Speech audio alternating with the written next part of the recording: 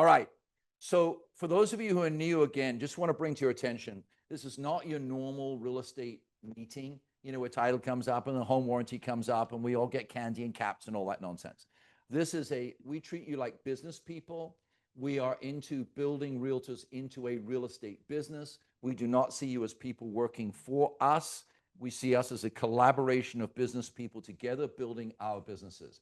You are given every opportunity here to build your business as large or as small as you want.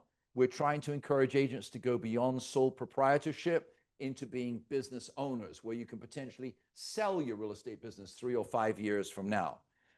So I just want to say what we're doing here now is fairly intense, fairly in-depth training. I'm going to give you scripts that have worked over the last 16,000 leads that we've processed in the last 2 years, scripts and methods. And we're also going to talk to you about different lead sources today. So please pay attention. This is a business briefing. So I'm going to share with you specifically today about stages. And I'll bring up a document. Can I share a document from here? Oh, you got it? Fantastic. Okay. So please don't sit there and read it. Scroll it down so you can just go to the top. Otherwise, everybody will read it. They won't listen to me. So scroll it down or whatever. Okay. So we're going to talk about stages.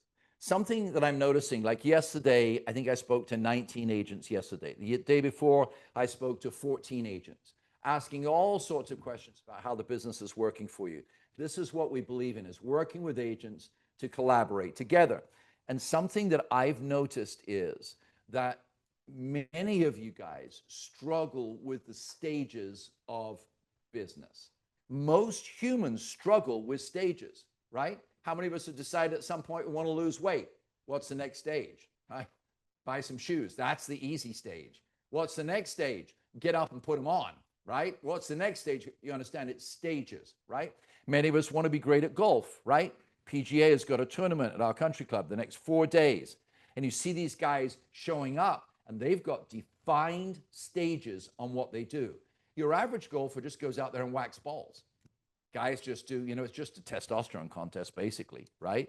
So they just, I whack mine further than you whack yours. Oh, great. By the way, I'm 27 over par, but I whacked the ball further than I whacked yours, right?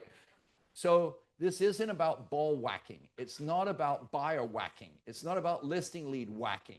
It's about creating a defined scorecard. What is your scorecard? How many leads did you take last month? How many of them did you turn into appointment? How many did you turn into second appointments? How many of them did you turn into offers? And how many offers you wrote got accepted? And how many acceptances closed? That's the root of your business.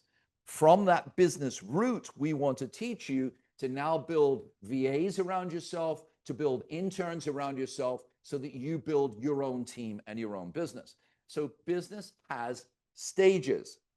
By the way, how many of you heard about staging homes? Please, those of you online, you're not here to hear a lecture. Well, you are, but there's more than that. You're welcome to interject online. How many of those of you online? Let's hear from you guys. How many of you heard about staging a home?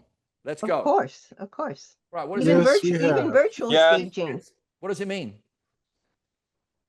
Beautifying the home so people can see it. All right, so they can see it. Why else? Why else would you stage a home? To make it look good. To make it look good, yeah. Look good. It's so funny. I've watched agents for years brag about listings. I got 26 listings. I go to their Zillow profile. They closed 9 last year. So they've got 26, and they've got those all throughout the year. 26 every quarter. Somebody's going to either get it sold or let it go. 26 times 4, 8, 80 for 24. It's 104 listings. That means they did 104 sets of photographs, 104 flyers, 104 signs, 104 this, 104 that, 104 that. That's expensive. All I'm interested in is, did they make money? It's wonderful you had 104 listings. Did you make money? It's wonderful you did 97 buyers. Did you make money? And if you did make money, what was it you did that worked? And if you didn't make money, why is somebody else making money in those leads and you're not? So now let's look at your business. So now you're looking at your business in stages. We all know about staging homes. Why don't we stage our businesses? You stage a home so it will sell. Why don't we as individuals stage our businesses? I'm in the lead generation stage. I'm in the lead conversion stage. I'm in the showing stage. I'm in the offer writing stage. I'm in the offer accepted stage, the close escrow stage, the follow-up stage. Why don't we stage our businesses? Most agents live paycheck to paycheck, sale to sale, instead of stage to stage. So what I'm really committed to every morning, 6:30 in the morning, 31 of you on the call with me at 6:30 this morning, we're talking about staging your business, that as superbly as you're doing, that you can do that over and over and over and over again, and then have 3 other young ladies or young men like yourself who are working for you, that you now scale that. So that's called staging your business. And I'm going to share with you something I shared with the Win team this morning, and I think it's so important, I want to share it with you again. When I go into your CRMs, when I go into Opcity, when I go into FUB, when I go into Lofty, what I see you describing is what is. There is a huge difference in life between what is and what will be or what could be. People who are fulfilled in life live with a mindset set on what will be and not what could be. Most human beings base their life on what is. What is? What will be? If you want to be a successful real estate person, you're able to see what will be, and then you have the skill to create what will be for your clients. Most people see and act upon what is. The money is in seeing and acting upon what will be. And I'm going to share with you something that I shared this morning. And guys, if you're on the Win team, you're just going to hear a couple of repeats, but a lot more. Look, there's a black book out there. And that book, you may believe in it or not, doesn't matter. We all have faith to one degree or another. You either have faith in God, faith in the universe, faith in yourself, or faith in nothing. It's all faith. Whether you like it or not, built into the DNA of Homo sapiens is a concept of greater than, lesser than, a concept of believing. So if you're an agnostic, you have placed faith in a concept that you are an individual isolated island that is not accountable to or dependent upon anything else or any higher being. That life is a biological experience that ends and begins with biology. There are other people who believe that's not the case, who believe that the universe operates somehow in some sort of organic composition with us that influences what we do. That's faith. There's others of you who believe in God. There have been various descriptions of God, and most of those descriptions of God have tried to kill each other throughout the history of mankind, which I think is an irony beyond ironies. But the idea that there is a God and you have faith. So in this book, there is a really interesting couplet. And whether you believe in the book or not, it applies to us all. And it says this. Here's the couplet. Would you be interested in hearing it? Anybody? Yes? Faith is the physical substance of what is not seen. So faith is the evidence of what is not seen. So faith brings into evidence what is not seen. Faith is the substance of things hoped for, the evidence of things not yet seen. Listen, faith is the substance of things hoped for. When you have faith and you hope for something, you bring substance to what you hope for. When you have faith, you create evidence for what you have not seen. For example, I see a net. I think, wow, I could spend time with a net. I believe that somehow that could happen. And so we created evidence that that would happen. But it did not happen when I saw a net. When you meet a buyer, you see what is. When you meet a seller, you see what is. You say, Andrew, I don't understand what you're saying. Well, read your notes in the CRM. Because when I go to your notes in the CRM, I read things like, I submitted an offer, I'm waiting to hear back from the agent. So you are staging your business based on what is, not on what could be. So I look in your CRM and I go, I've got $1,500,000 lead. This agent just waits for things to happen. And it makes me nervous.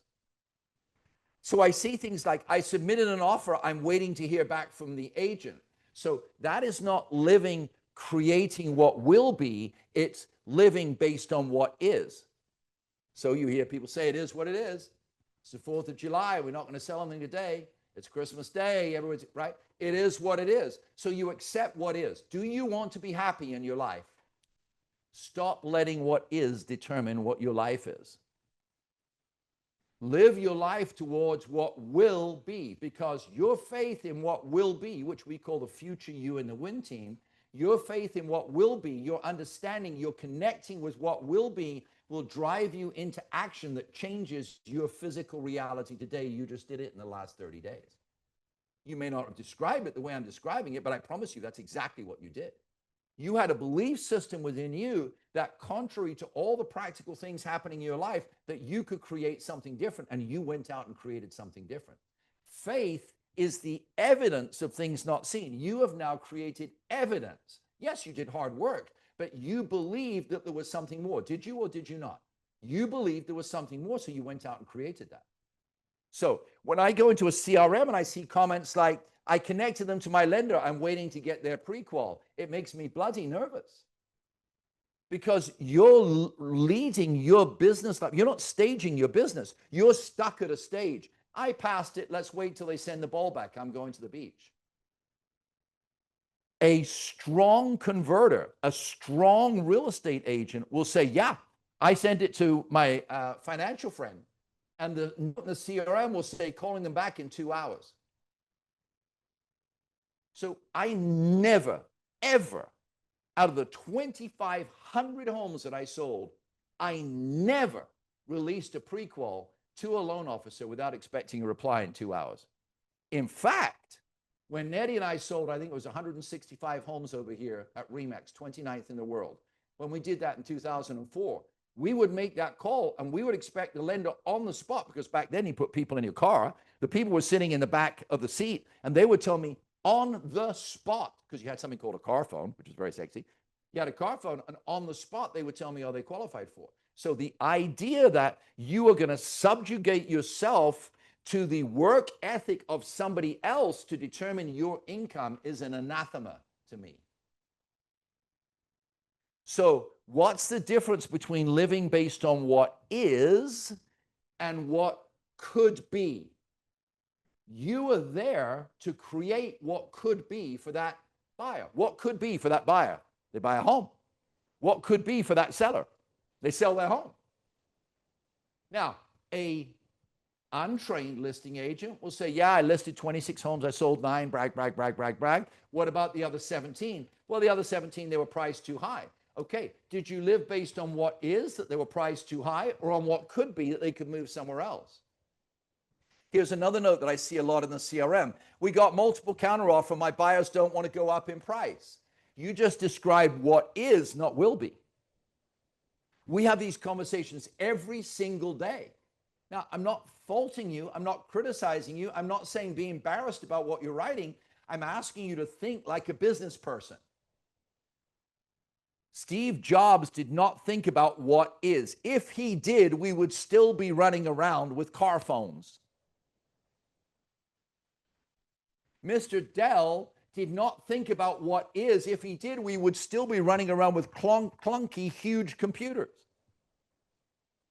Gordon Ramsay didn't think about what is in his restaurant. He structured the entire restaurant process into menus, staff, kitchen layout, restaurant layout, broke it all down. And when he broke it all down, can you keep admitting these people so I don't have to? When he broke it all down, he created a system. He saw what could be. Now he has restaurants all over the place. If you stop working, your business collapses. If Gordon Ramsay stops cooking, he's still a multimillionaire. Why? Because what Gordon saw was what could be. Do I like him? Not particularly. Who cares? He certainly doesn't care. But he created something because he saw what could be. What do you see? When you show a buyer, do you see a closed escrow? Or do you see the sweat on your brow, the panic in your heart? Do you see a money ticket? Or do you see a family that is going to have children and raise their children and collect photographs in that home? Do you see what will be or what is? Let me guarantee you something. absolutely categorically. By the way, I did not want to get married. Annette did want to get married because I don't see marriage as important. I personally don't think it's a big deal. I think it's a piece of paper. 65% of men and women prove that whether you have a piece of paper or not, they're going to split up within 3 to 4 years. What matters is what's in the heart of a man. Now, am I saying I didn't want to be with Annette? Do you see how you made that? You immediately made that connection, girls. Oh, look at that dog. He didn't want to be with her. He just wanted to play the field. Did I say that? No, that's a social conditioning that you have. I knew I wanted to be with her. I knew that she was extraordinary. Putting it on a piece of paper and some guy who recites some verse that he got out of ChatGPT didn't mean much to me. What is in our hearts will govern what we do. What is in your heart when you meet a buyer? What is in your heart when you meet a seller? More importantly, what is in your mindset when you meet a buyer and you meet a seller? Is it a pathway mindset? Is it a solution mindset? Or are you just going to recite back to us what is real now? Life is not about what is real now. It's about what you're going to make real tomorrow. Does, get married by yes. So, here's another thing I see written down a lot. My buyers don't want to write an offer until rates come down. Now, I've got $1 million lead. Let's say right now you just paid $500. Your credit card got debited $500 for a lead, Asha. And you're going to give it to Andrew. And you know, because in the conversation with our call center, they said they were a little worried about rates, but they wanted to speak to an agent. You now go to my CRM, you look in my CRM, the last lead you sent me, you just spent $500. And I put in my CRM, yeah, the buyers, I'm not moving forward with them. They're waiting till the rates came down. But you've got another lead where they want to buy, but they're worried about rates. Will you send me that lead? 100% no. Why? Because you don't believe that I see what could be. You only believe what I wrote in my CRM, which is I can't overcome that objection. Because all I see is, oh my God, the rates are high. You see, when I see somebody who's a buyer or a seller, I don't see your price is too high or your rates are too high. All I see is their how, what, why, when, where. That's all I think about. That's all I obsess about. So my vision is always a future vision. I see this young lady in the back. I wonder where she's going to go. Let's see. Let's envision. I see Richard. Look at this young man right here. Where's he going to go? What's my vision for this guy? So when I talk to you, I'm really not looking at you. I'm really not listening to you. I'm looking for seeds that I can water because I see somewhere that you are not. And as best as I can, I will dedicate myself to that. Now, if you choose not to plant those seeds and blah, blah, blah, blah, that's your responsibility, which you won't do. But that's what I see.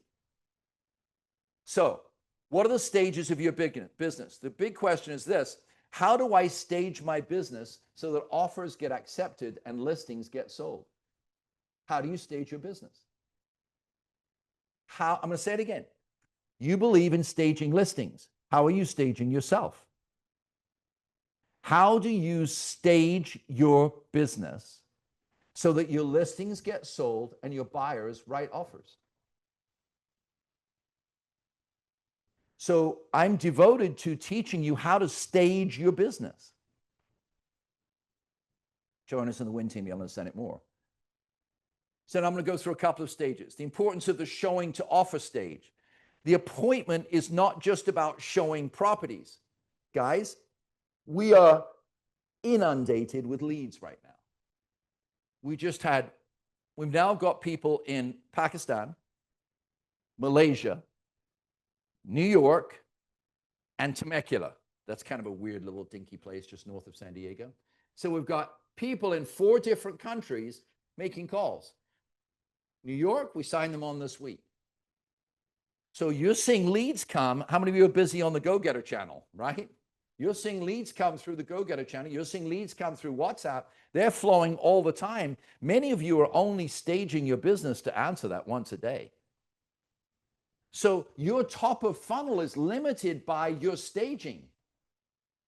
Your business is like going into a listing where they didn't pick up the kids' clothes when they threw them off in the hallway. Your listing is like it's not vacuumed. It's just not staged to sell. Is your business staged to sell? So here's this flood coming in through WhatsApp. Here's this flood coming in through iconnect. Here's this flood coming in through ISAs phase 1 and 2, passing out leads to you. What is your business staged for? Now look, if your business is staged for a fairly small sole proprietorship, we've still got tons for you, but you need to be aware, how have you staged your business? Is your business staged with 2 hours available a day? Have you turned off push notifications because leads come on your phone too much? You just staged your business. Now you're running a gamble that when you turn on the phone at that very second, somebody only 10 miles from you, because you're only willing to drive 10 miles, somebody 10 miles from you who is perfectly qualified will say, hallowed be thy name, and meet you and write up an offer. That's the way you've staged your business. We've staged our business with you guys so that it's open pretty much 12 hours a day, 7 days a week. So there's a constant flow of business. We've staged our business. How have you staged your business? When you meet your next buyer, are you staged? Do you stage your presentation with your buyer presentation, with your magazines, with your number 9 in California, with your Zillow profile, and you've staged yourself so when the buyer meets you, they go, I want to do business with her. I want to do business with her. How is your business staged? The first stage is going from showing to offer. It's about creating a pathway to make a decision. The agent's role is to lead, educate, and motivate the client through this critical process. Look, recently the 60, it hits a mountain just up by Moreno Valley, and it goes out to Beaumont and Banning, and a lot of people from Los Angeles want to go out to Palm Springs that way. Annette and I personally watched those mountains disappear. And little by little, they cut away, dynamite at first, cut it back, engineering, right? You end up with this flat piece in between. Then there was like 2 lanes through. Remember what it was like? Then there was 3 lanes, then there was 4 lanes, then there was a fence, and then there was this, and then there was that. And now there's this fantastic freeway, and some groups of engineers and financiers created a pathway from what was to what will be. When you build a road from what is to what will be. When you meet a buyer, it's your job to build the road from what is to what will be. And if it's not working, it's probably you, not them. Are you staging your business to take traffic from LA to Palm Springs? Or do you say, yeah, the interest rates are high. Look at that mountain. Can't get to Palm Springs that way. I'm going to wait until somebody builds the road before I go to Palm Springs. That's never been my mentality. Trust me, when you get bullied as a child, if you accept what is, you're dead.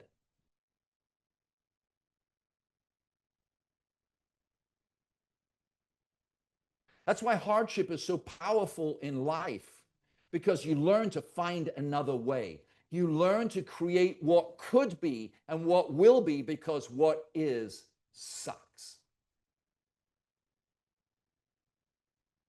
Now, the next stage is the what is comfortable. Now that tests your human spirit. How comfortable do you want to be? Do you want to make other people comfortable? Is it just about you being comfortable? Every human being's different. There isn't a right or wrong here. What stage are you in? If you're in a stage to be comfortable, you're going to stage your business so that you're comfortable. If your mind cannot get comfortable but is aspirational, the stages of your business will be based on growth. It will be based on analytics. What am I doing well? Magnify it. What am I doing badly? Improve it. Net result, quarter by quarter. That's why we have the power moves and the power tracker in the 8 power moves for success. So, importance of showing to offer. Now let's talk about the importance of the offer to acceptance stage. A lot of you are struggling getting your offers accepted. Why? I'm going to tell you right now. Would you like to hear yes or no? Here we go. Number one from my first offer in 1990. Truth is, I hope the Department of Real Estate won't take my license right now. I got my license in 1990. My first offer was 1989, but 4 of them, yeah. So first offer, what's something I learned right up front? Speed, simplicity, and quality. Somebody says, I like this home, great, let's sit down. I didn't care if I sat in the front yard, the backyard, my car, their car, kitchen, dining room. I did not care. I didn't care if there were 10 people waiting to come into that home. I was going to write that offer right now. And now you've got that just by tapping on, you've got your offer template. You know that from the training. You've got your offer template. You sit down in the living room, you got your template ready to go. You open up your tablet. 7 minutes it should take you to write an offer. 7 minutes.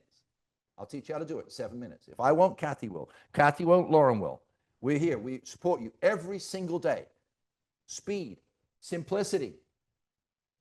Write simple offers. How much? What down payment? What loan? Here's my pre-qual letter. Minimal contingencies, quick contingencies, right? Simplicity. Second thing, tailoring the terms of the offer for sellers. So in your offer stage, make sure that your offer is tailored towards the seller. If you're listing, make sure your listing agreement is tailored towards the seller. How are you going to tailor your offer towards the seller? You're going to take out a moment. You're going to call the listing agent. Hey, Hannah, look, I'm writing, you know this very well, Doug. I'm writing this offer and my clients just love this home, right? Please don't ever say, hey, what got you to arrive at this listing price? I'm hearing agents say that stuff. You call me with that, you've immediately put my back up. It's like, I'm looking up your license. Yeah, you've had your license 17 months. I've had mine 41 years, and you're asking me why I priced it. You're kind of done, right? The job isn't to prove how far you can smack the ball, how great an agent you are. Your job is to create a pathway for the buyer. We serve buyers. Doctors aren't about doctors, they're about patients. Nurses aren't about whether they're a senior nurse, they're about patients, they're about creating health. Our job is about creating health. So find out from the seller what the seller wants. They want a 40-day escrow, write a 40-day escrow. They want 3 days rent back, they give them the 3 days rent back, right? They just fell out of escrow. Guess what they want? They want short contingency periods. So put in there, all contingency will be removed in such and such a day. Is everybody following me? So if you want your offers accepted, do them right now, make them simple. Tailor them to the sellers. Listen, here's a huge one. I'm hearing all the time. Kathy hears it every single reveal. Oh, I got an offer out. Oh, what's going on? Oh, I got an offer out. Oh, what's going on? Oh, I'm waiting for the listing agent to get back to me. So you're living in what is, not in what could be and what will be. It's our job, guys, to drive those offers through so that we get the offer. The maximum period of time I will give a listing agent to reply to my offer is 24 hours. If they haven't replied in 24 hours, I'm on the phone with their broker. The RPA says unless it's in writing, that agent will submit that offer the same day or within a 24-hour period or as soon as is, and I forget what it is, viably possible or something like that. You got to do it right away. That's the law. I personally have sat in broker offices in the waiting room when people used to go to the office and sat in the waiting room and said, I'm waiting for John Jones on your staff to reply to me. And my customer is very anxious to be more than 24 hours. And if you don't mind, I'm just going to sit here and make some phone calls until you get a response. So I've sat there. I've had brokers say that I'm going to have you evicted. I'm going to say, great, I'm going to go down to the board and let them know that you're in violation of clause 37C on the RPA. I'm a fighter. I have a family that's coming in that's buying their first home and they've saved up all this money and this broker thinks it's about him. The listing agent thinks it's about them. That's a misnomer. So if you're writing offers for clients, your job is speed, simplicity. Your job is tailoring terms for the sellers. Your job is managing negotiations with intent and awareness. Intentionally processing it through. What do you think of that offer, Aja? Hey, when you talked about it with the seller, what were your thoughts about it? What did they like most about it? What didn't they like most? What can I change that makes your seller happy? That's intent.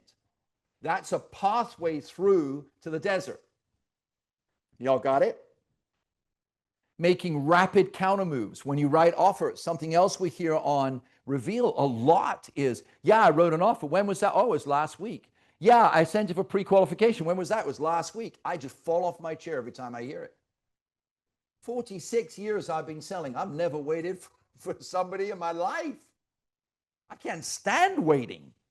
Very difficult to be married to me, by the way.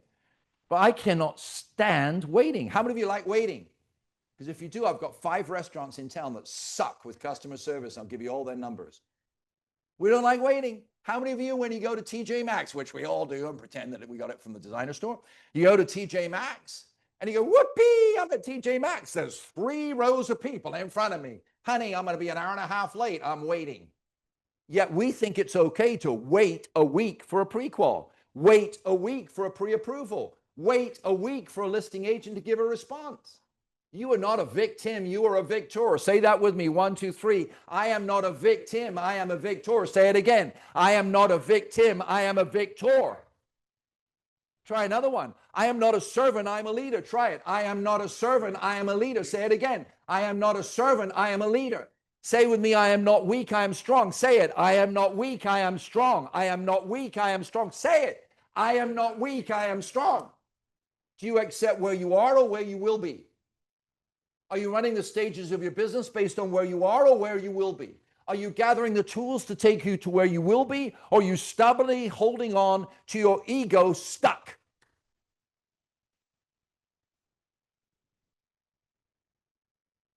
You want to get your offers accepted. Speed, simple, quality. Tailor to the seller. Manage with intent. Monitor responses promptly. Make rapid counter moves. And the role of the lender, you heard that earlier today. When you take listings, now we're getting listing leads. Yesterday, we got whatever, $3.5 million worth of listings or something like that. And I called out to agents and I said, hey, do you have your listing presentation? I called 11 people. 2 of them had a listing presentation. So November the 13th, we're going to do a 12th or whatever it is we're going to hear in a few minutes. We're going to do a whole listing mastermind here. We're going to teach you how to do it. We expect you to have that ready, and we'll do spot calls to see, do you know how to talk to a seller? Yeah, look at this right here. Look at it. Get up here. Get up here. Get up here. Look at this. This is what we're looking for, so that if I call Howard now, look, selling your home. So he's ready to go. Guess what? He's got these in a sales box in his car because he opens it up. Look, first thing it's like, oh my God. His wife's amazing. How did you pull that off? I said, I'm teasing you, right? So look at it right away, and boom, right away, 420 sales. He's a second in best of Zillow VIP. Wow, he's a team. Okay, so it's not just down to him. Okay, cool. Oh, here's I do have a lot of questions. It's all ready to go right here, right? Is client testimonials, preparing the home, right? Here is a nice thank you. Here's a bunch of listings. It's all ready to go. Would I send a listing appointment? Would I send a listing appointment to Howard? Damn right. All right, so we just committed to a team in New York. We just wrote them a big fat check, by the way. And so there's listing leads coming in. I strongly advise you get to the listing presentation mastermind so you know how to do it. Okay. The importance of the offer to acceptance stage. By the way, on a listing, I'm going to give you a couple of bullets here. You ready? Do you want to hear it? Yes? Here we go. It's the 3 L's. Listing, list, lead. You go, no, Andy, the lead comes first. No, you don't understand. Listen, list, lead. Listen, list, lead. If you want to sell a home, listen first. Everything you do in your life. You want to marry an extraordinarily beautiful woman? Listen, woman. If you want to marry an extraordinarily beautiful woman, an extraordinary handsome guy, listen. You can listen. You can hear the signs, right? You can hear how long your marriage is going to last. I interviewed, I don't know how many hundreds of couples as a pastor. I could predict within 10 minutes how long that marriage was going to last. Beautiful people coming to, pretty guy, pretty girl. And all I had to do was listen. Listen to how he thought. Listen to how she thought. Watch their hands. Watch their eyes. Watch their interaction. When you've done it a few hundred times, you can get probably 90 out of 100%. Right? So what I'm saying to you here is when you meet a potential listing, listen. What is it they want? Same thing I teach you all the time. What, how, what, why, when, where. What is it they want? Then when you list based on what they want. So, we just put Wintergreen in escrow. When I met them, they said, we need the money in X period of time because we're buying Y. We need to be here by X period of time. We want you to base what you do around that. Can you achieve that? They'd interviewed 4 people. And I said, yes, and this is exactly the path we're going to walk along. So immediately it involved price reductions. It involved negotiations. The offer that's in escrow right now, They told me within 3 minutes of me presenting it to them, yes, we've decided that's not what we want. Thank you very much. Goodbye. And they hung up the phone. So I just let it sit. Now, after 15 minutes, I called back. And what were the first 3 words I said, Doug? I completely understand. And we had a chat. And I said, now, are we still feeling the same way that this move needs to happen in 6 weeks? And we had a conversation, right? 45 minutes later, I called Annie Taylor. We opened escrow, right? So the key to selling anything is listening. We think the key is talking. That's why I think objections and scripts are kind of goofy. You need scripts to get going, but if your heart is pure, you're going to get the right words are going to come out, right? So if you see the future, your heart is what that seller needs because you see homes sold. Can I give you a piece of advice here? Many of you, many agents through the years have told me, yeah, but the house is worth that. And I believe it's worth that. How many people have you heard say, I want you to meet my listing agent? She didn't sell my home, but she was so nice. If you don't want to get your home sold, she's perfect for you. How many of you have heard a buyer say, you got to meet my buyer's agent? What, did you just put 3 in escrow? You just put 5 in escrow? You got to meet my buyer's agent. They never get offers accepted, but they're really kind. No, they came to you to buy a home. If they wanted a relationship, they go to Match.com. They came to buy a home. So our job is based on results. Of course, we're going to be empathetic. If anybody thinks I don't care about people, then you just have never had a conversation with me. Of course, you care about people, but our job is about results. Do you get the road built? Do you get the road built? That's it. Right? So when you're listing, listen, then list, then lead. Match your presentation with what you hear, not what you think. Match your listing presentation with what you hear, not what you think. Oh, but I. No, and you, and you both, and you, and I sold this as like, I get my sign in your front yard. I'm going to post an Instagram and I'm going to look beautiful. When you're gone, I'm going to use your listing for 10 more people so that I can be bigger than that competitor of mine. And you, Hannah, you and the baby, and you, where's the baby going to sleep? And you, and 2-story, and you, yeah, well, right, you get it. I could just do a whole comic skit on that. So when you list a property, I love these movies where it shows you how a movie is being made. When a movie is being made, work with me, guys. What do you see the director say? Everybody's milling around, and right? What? Yeah, well, before action, what do they say? Quiet on the set. Quiet on set. Action. That's your job when you list a home. Quiet on the set. Who needs to be quiet? You do. Quiet on the set. Action. So please, I want you to read this very carefully. Manage a progressive timeline on every listing. A progressive timeline. Doug, this is what you've been learning with your thing in the desert. And by the way, you're handling it extremely competently. Is manage a progressive timeline. Most agents like that, they'll do that first weekend and there's like a taco truck or a burger truck or a whatever it is, and the big party and all of this. And then after that weekend, if it's not sold, it's like, how do I follow that? So I've never really been big on that. What I'm big on is a progressive timeline, right? So Doug, what we're going to do is the first week, we're going to do X, Y, Z. Second week, we're going to do this. Third week, we're going to do that. By the way, at the end of the second week, we're going to revisit. I'm going to show you the metrics. By the way, does any of you know how to find key counters for online metrics within the MLS? How many of you know how to do that? I know you don't. I'll show you if you want me to. But I can show you. Yes, you taught us. What? I taught you. Yes, okay. You showed us the other day. Right.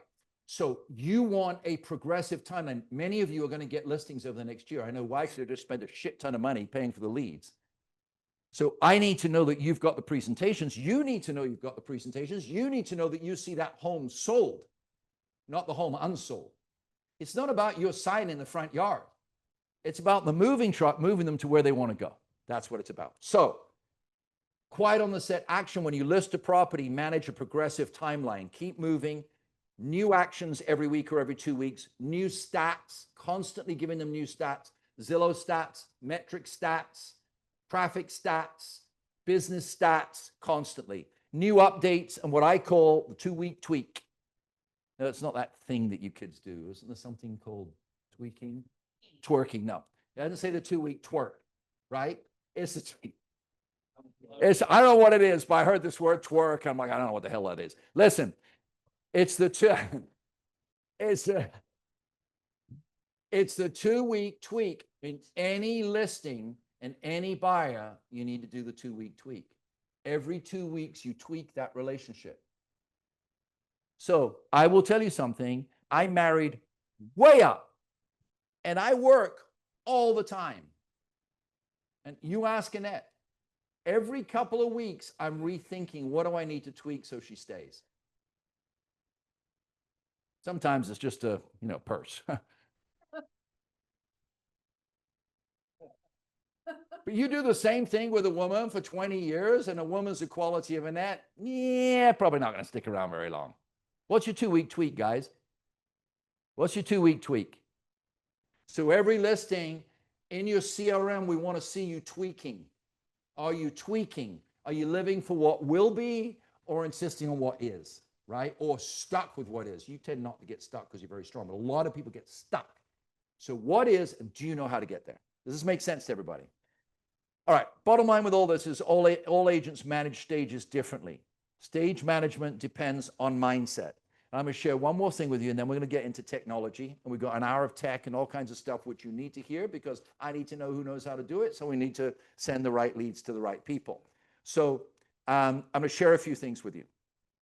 Oh, yeah. I just really quickly, I want to read you something. This is kind of fun. Can I read you something fun?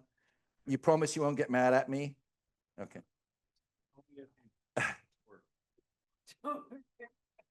So I have this theory that the real estate business over the last 100 years has been taught by narcissists for narcissists.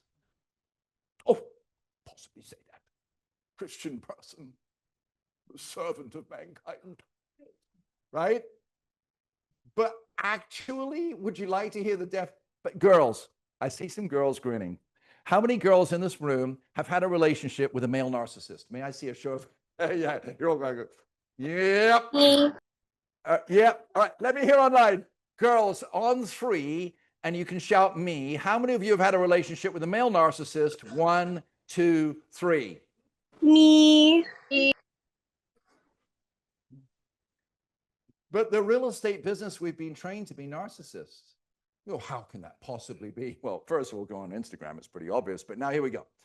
A narcissist is someone with an inflated sense of their own importance. A deep need for admiration.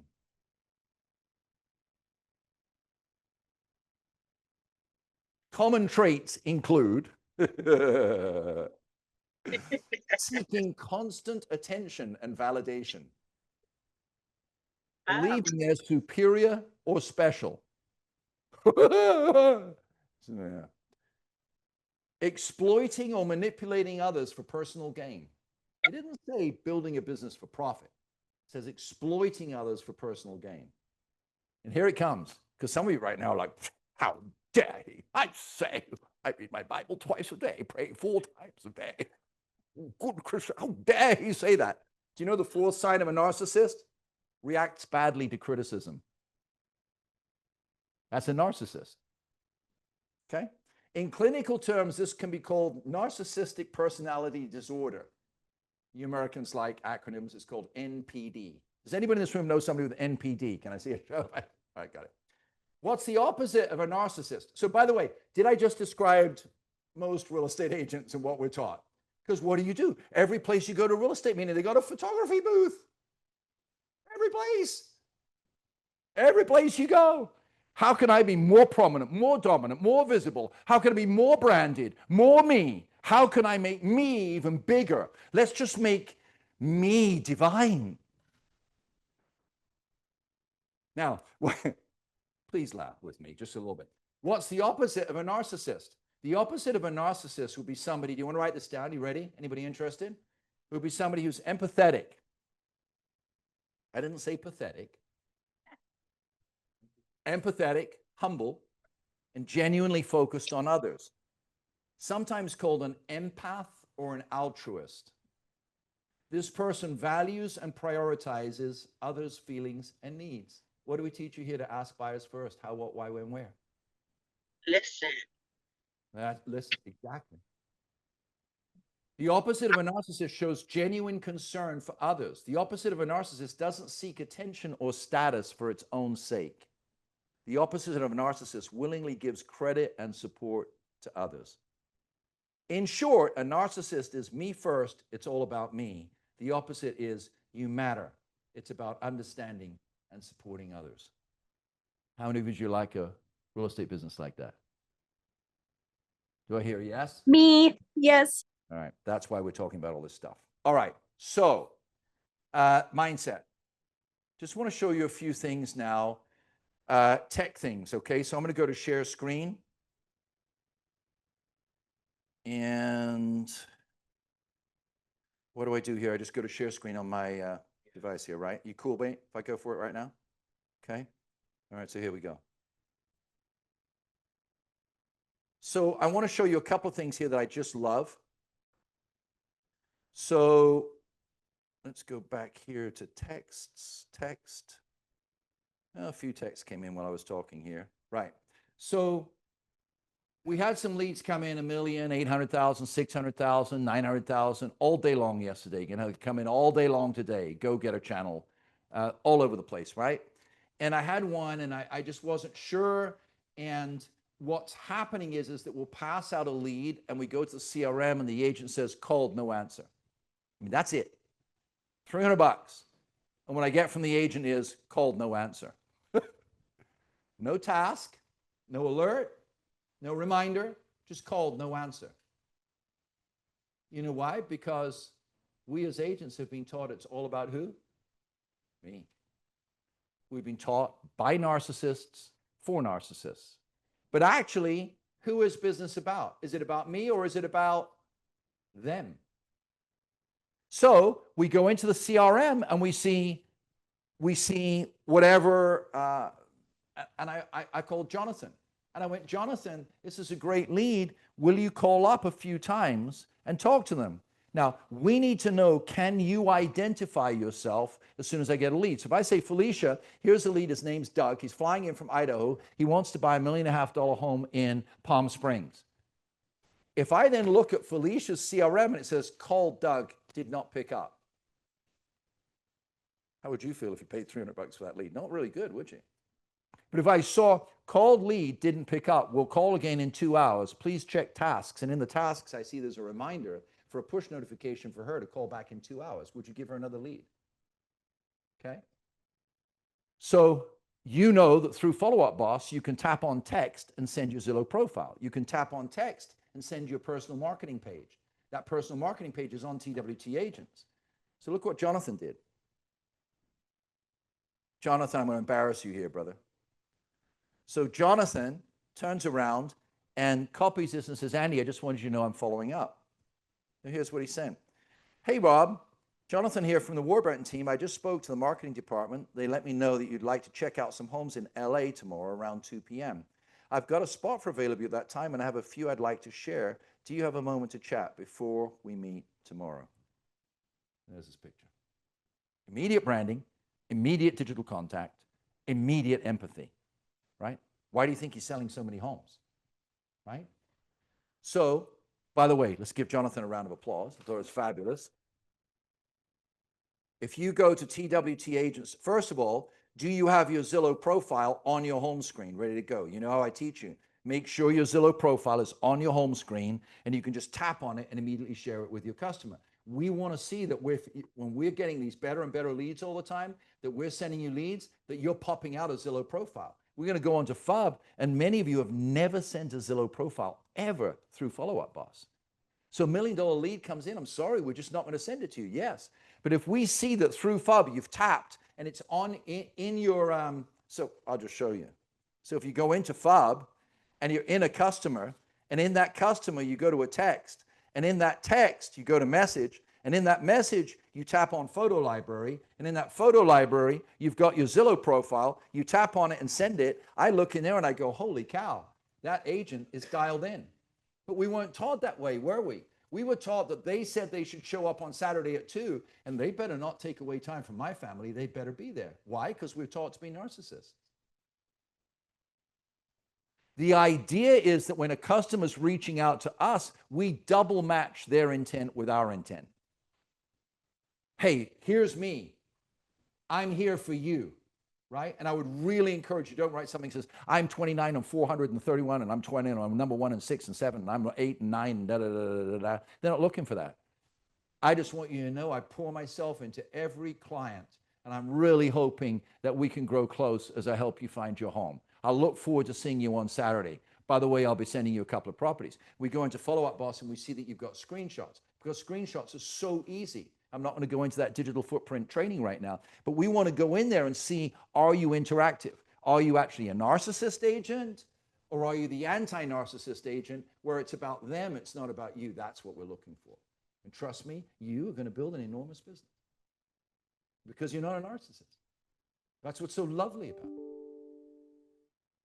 Tech shortcuts will also work well. Tech shortcuts. We should do a whole class on just this. Actually, let's put it down, a mastermind just on how to build relationship. And I'm going to, in Conversion Lab, and we're going to touch on that in just a minute. Yes. Hit the share button, grab the link, just put it in. 100%. 1,000 ways to do it. We just want to see that you're interactive with this client. So this is Jonathan's piece. By the way, I got to tell you just a very quick personal story. So when I met Annette, my son, James, was living with me at that time, being divorced for a little while. It was back at the early 2000s. And I met a couple of girls who were delusional, who would actually go out on a date with me. I don't quite know why they would, but they did. And nice looking ladies. And I learned very, very quickly that nice looking ladies realize that the bee always comes to the honey. And so I would rarely get a text back. And if it was like 2 little words. And then there was this huge expectation.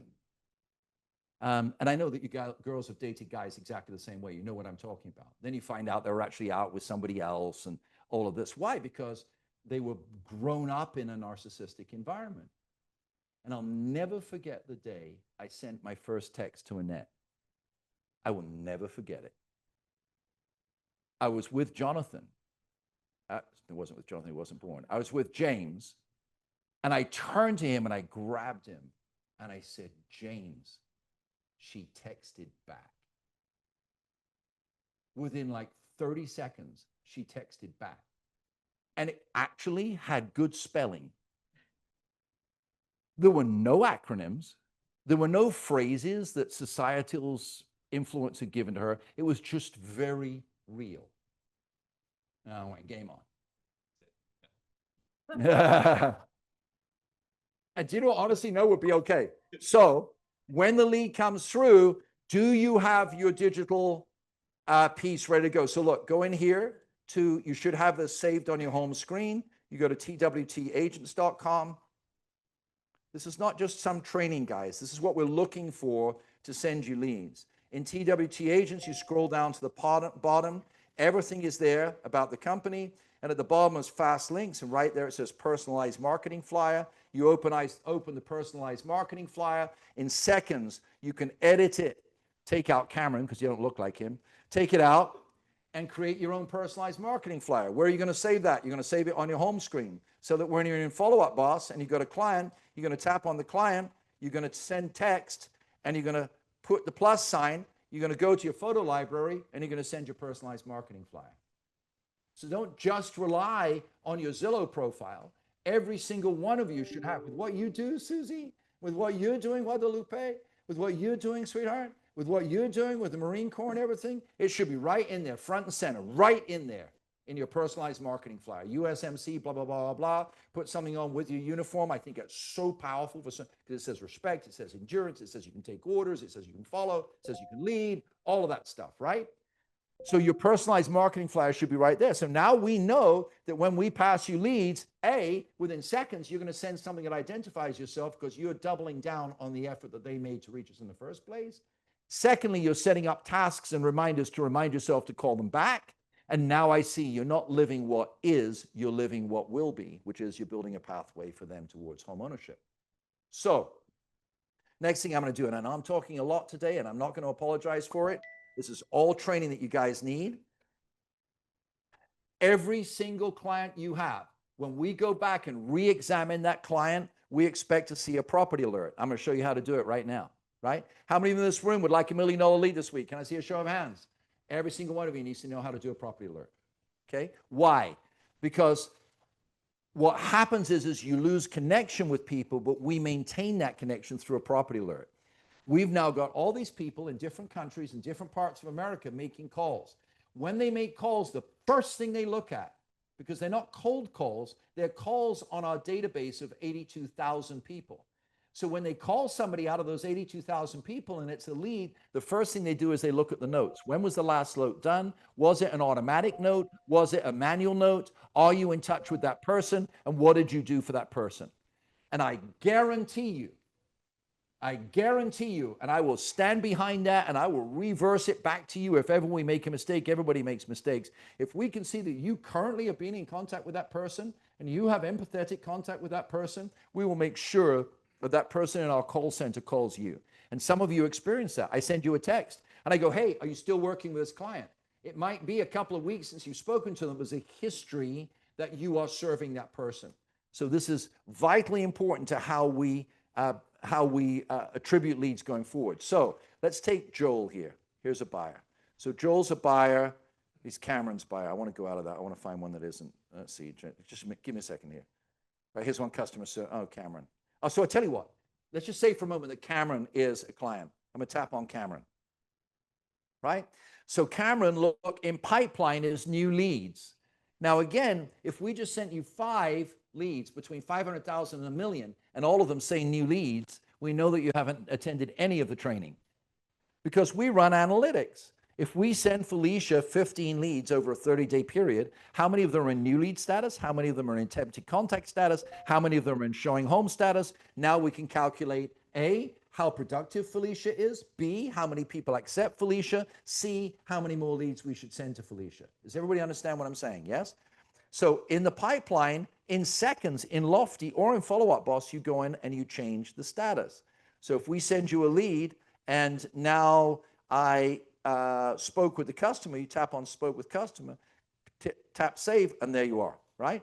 Now, it's my job now to make sure I don't lose contact with Cameron. Now, let's say Cameron was looking at properties in Whittier, around 800,000, right? And it will say that when you scroll down in FUB or in Lofty, it will show you what they're interested in. You can actually go here to timeline and see how they originated. You go to properties. Now, in this case, Cameron works for us, so he's not looking at properties here, but you will see what properties they've looked at. That gives you an indication of what this person is interested in. Just like if you look for blue shirts or dark blue shirts or whatever, the site that you're looking at stores that you want dark blue shirts. So they're going to send you dark blue shirts on FB and IG and so on and so forth. So we now do the same thing through Lofty. So go back, here's the profile. I'm with Cameron. I know that he's looking for homes in Whittier. Watch. You go across the top here in engagement. You tap on engagement and have a look, and it says property alerts, market snapshots, market reports. And let's say I want to do a alert for him in Whittier. Lofty automatically sets up a search based on the search criteria. So if you, Guadalupe, look at a $500,000 home in Murrieta, it will send you $500,000 homes in Murrieta. It will not send you $490,000 homes. It will not send you $480,000 homes. It will not send you $501,000 homes. It will send you $500,000 homes, right? So it's now my job to jump in here and change the search criteria. Watch. Are you all watching? Based on search criteria, tap on it, edit it, It's 1054. Edit it. What location? In this case, it's got Anaheim. Actually, I tap on location at the top of the page and I put in Whittier. Whittier, California, right? Tap on done. His maximum, it's in as $999, but I know he only wants to go up to $850,000. That's maximum price, so now he'll get anything from a baseline minimum to $850. I know he needs at least 2 bedrooms. By the way, if he says 3, put the search at 2 so you have more diversity. You might add on a bedroom. What type of property do you want? He wants single family. He does not want a condo. If he wants a condo, I'll change it and I'll take it out. If he wants a townhouse, I'll change it and I'll take it out. But what he wants is a single family home. I'm going to tap done. All right? Now, many of you have got property alerts set up where it does not specify active and coming soon. So you specify active and coming soon. You tap done, right? Purchase type. Many of you have got any set up. So all your clients are getting rentals. Did you know that? Not getting for sale. So you tap on for sale. You tap done. Now I know it's Anaheim up to 850, 2 bedrooms minimum, homes that are for sale. And his name is Cameron, right? I'm done. Hit next. When I go to next, sorry, Whittier. When I go to next, look, what's next? Watch this. Tap on send copy to myself. Send alert immediately. Use listings on the market as a supplement and make sure you turn off open houses. Yeah, duh. Send that to your client. They go to the listing agent. The listing agent says, right? So send copy to myself. Send alert immediately. Use listings on the market as a supplement. Who's it going to? Cameron. What do you call this alert name? You should probably put that down. Whittier SFR sub 850. Right? Now, I'm the only one who sees that.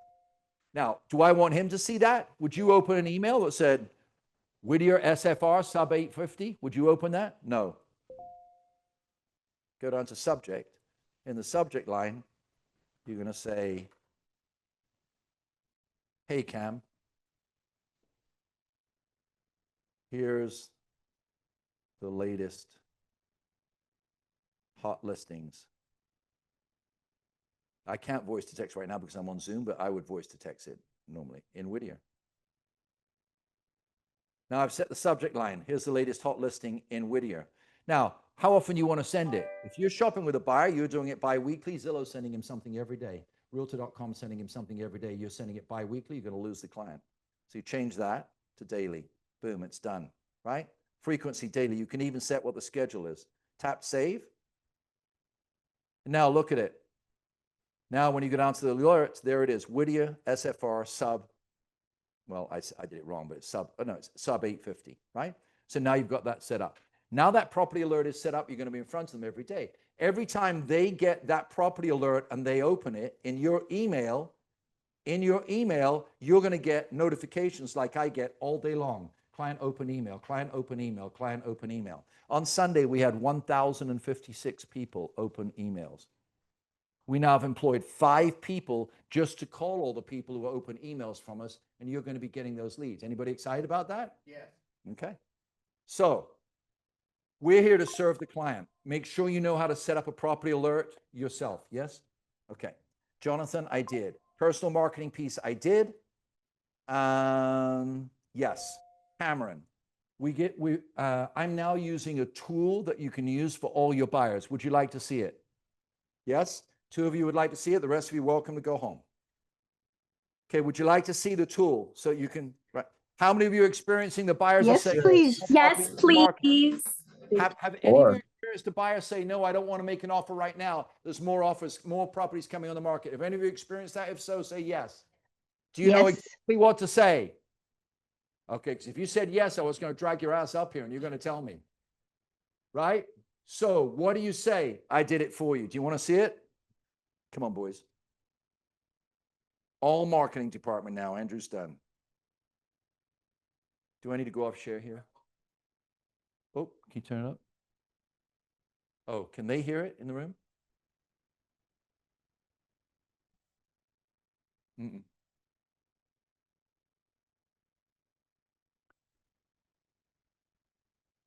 If you're thinking about buying or selling, there are several things that you need to consider. One would be how many active listings there are. So if you're selling, how much competition there is, how many closed sales there are. Is the market active in your area? And is that activity going up or down? Third, how many homes are pending? That means they're in escrow but not closed yet. If pending is going up, that means activity is going up. If pending is going down, activity is going down. And finally, what's the median sales price? Is the median sales price going up or down? All of these affect whether you should price your house lower or higher, and also on your buy offers, how you make those offers. So let's have a look together. Active listings, this is all of Southern California, all MLSs in Southern California. Look at the active listings in May of 25. There were 62,000 of them. In May of 24, there were 48,000 of them. That's nearly 13,000 more listings. That's a good, 20% almost more increase. It's a substantial increase. If you look at May 23, it was 37,000. Here, 59,000. That is a lot more listings. And if you go back to May 22, 44,000. Now we're at 62,000. It's a substantial increase. So, all right, maybe there's more homes closing as well. Why don't we check that out? Let's go into closed sales. You look at closed sales in May of 25, 17,000 of them. In May of 24, there were 16,800. So almost the same. And yet you've got 15, 16,000 more homes available. That means that the buyers are not taking up the new inventory. Go back to May of 23, 18,000, and now 17,900. So there was less inventory back then and more sales. Now there's more inventory and less sales. Usually that's an indicator that the market is softening. And I will say this, in Southern California, it's very dependent on neighborhood. If you're on the beach, you've got a certain type of view, or if you're a certain part of the city with a view, of course. But generally speaking, this is across the board. This is what's happening in California. So we see more active listings, less closed sales. What about pending? What's going on in the marketplace as far as pending sales is concerned? So you can tap on pending sales, and this is in escrow, right? So you've got 15,000 in escrow. Last year at this time, there were 18,500, right? Go back to 22, there were 22,000. Now 15,000, significant change, less pending. So it doesn't mean there was just a glitch. It means that at least over a 2-month period, we're seeing less activity. And what about the sales prices? Are they dropping? You see lots of crazy videos on YouTube. Are videos plummeting? Is it a turn or is it a burn, right? So let's look at the median sales price. If you go into sales prices, you can see in May of this year, the median sales price was 854,000. In May of last year, it was 860,000, right? Back in 22, it was 835,000. So up from 22, you can see the peak right in here. But definitely the prices are not going up. So what's the bottom line? Closed sales prices are not going up. They're about stabilizing on the median. Depends a lot by neighborhood, but that's the average across California. There are more listings available. That means your house needs to be in better shape and better prepared for sale if you want it to sell quickly. What about pending? What about closed? Less closed sales, less pending sales, which means there's less buyers. So you might want to think really hard if somebody comes in and makes you a good offer. Don't think like it's 2022 and saying, well, I'm not going to take that. I'm going to wait for more. It could be that if you wait for more, you get less. And buyers, tip for you, I would say, because the market's softening, ask your real estate agent to find you homes that have long days on market, because those sellers will be getting antsy and you have a strong possibility of getting concessions for a buy down, which means you could bring your interest rate down. And in some areas, our agents are experiencing they can get buyers $1,000 a month off their house payment, right? That's a substantial difference. Anyway, there's your market update for May. I look forward to giving you another one in June. Thank you so much. All right. Yes. Been on there a lot. Can you customize it by city? Yes. I'll show you how. So Doug asked, can you customize InfoSparks by city? Yes, you can. So how many of you think that would be helpful to send to your clients? Anybody in the room? All right. So we sent that out to 82,000 people in our database. 34,265 people opened it and watched it. 34,000 people.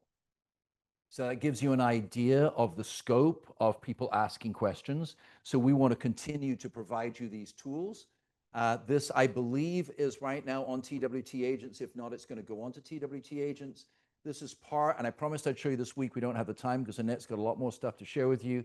Next week, I'll show you a newsletter that we're sending out to anybody that the Warburton team has ever contacted. Now, listen, if your CRM is marked where it's #personal, if it's marked that you are working with that client and that client comes back and one of our call centers picks it up, they're going to see that it says personal, and they're going to see that you've got a current note in it, and they're going to call you and say, hey, do you want to work with this client?